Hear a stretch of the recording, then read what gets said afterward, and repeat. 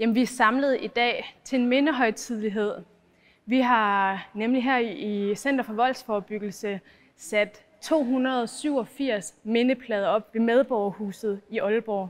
27 af de 287 er et drab på kvinder her i Nordjylland. Det er et drab, der er begået mellem 2000 og 2021. Mindepladerne skaber synlighed, og de starter samtaler. Så derfor har mindepladerne en central rolle i vores volds- og drabsforebyggende arbejde. Vold skal trækkes ud af mørket og ind i den offentlige og frigørende debat, så det kan gå fra at være den enkeltes byrde til at blive fællesskabets ansvar. Fordi det er også vigtigt, at vi afliver det tabu, som det jo er, når der er partnervold. Og min helt klare holdning til det er, at det skal stoppes. Og det kan kun blive stoppet ved at gøre en forebyggende indsats.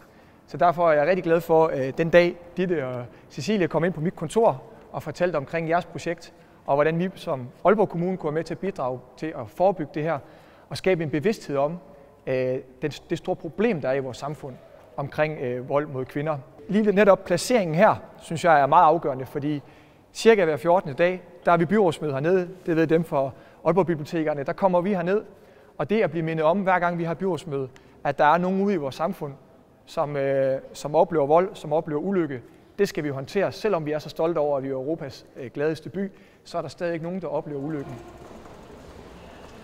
Vi mindes dem, vi ærer deres pårørende, vi ærer kvinderne, der er blevet dræbt, men vi er her også for at sætte det på samtale i vores samfund.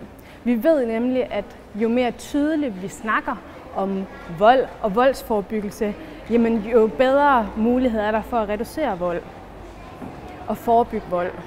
Så det er det, vi har på dagsordenen, når vi vælger at stille os op her i dag og lave en mindehøjtidelighed, og vi vælger at udstille mindepladerne.